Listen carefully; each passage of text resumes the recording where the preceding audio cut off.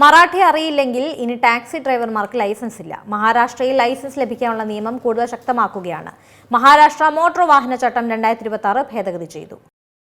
മഹാരാഷ്ട്രയിൽ ടാക്സി ഡ്രൈവർമാർക്ക് ഇനി ഭാഷ അറിയില്ലെങ്കിൽ ലൈസൻസും പെർമിറ്റും ലഭിക്കില്ല. മഹാരാഷ്ട്ര സർക്കാരാണ് ടാക്സി ഡ്രൈവർമാർക്കും ഉടമകൾക്കും മറാഠി ഭാഷാ പരിജ്ഞാനം നിർബന്ധമാക്കുന്നത്. ഓട്ടോ, ടാക്സി, കാർ അടക്കം എല്ലാ വാണിജ്യ യാത്രാ വാഹനങ്ങളും ഓടിക്കുന്നവർക്ക് മറാഠി ഭാഷ നിർബന്ധമായും അറിഞ്ഞിരിക്കണം. മറാഠി അറിയാത്ത ഡ്രൈവർമാരുണ്ടെങ്കിൽ ഇനി അവരുടെ ലൈസൻസ് സസ്പെൻഡ് ചെയ്യും.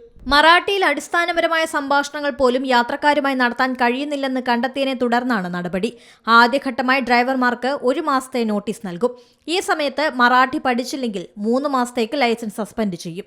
സസ്പെൻഷൻ കാലയളവിലും മറാഠി പഠിക്കുന്നില്ലെങ്കിൽ സ്ഥിരമായി ലൈസൻസ് റദ്ദ് ചെയ്യാനാണ് തീരുമാനം.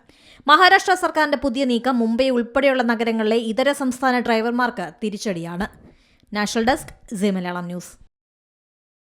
ഏറ്റവും പുതിയ വാർത്തകളും വിശേഷങ്ങളും വിരൽ തുമ്പിലറിയാൻ സീ മലയാളം ന്യൂസ് എല്ലാ ഡിജിറ്റൽ പ്ലാറ്റ്ഫോമുകളിലും ലഭ്യം.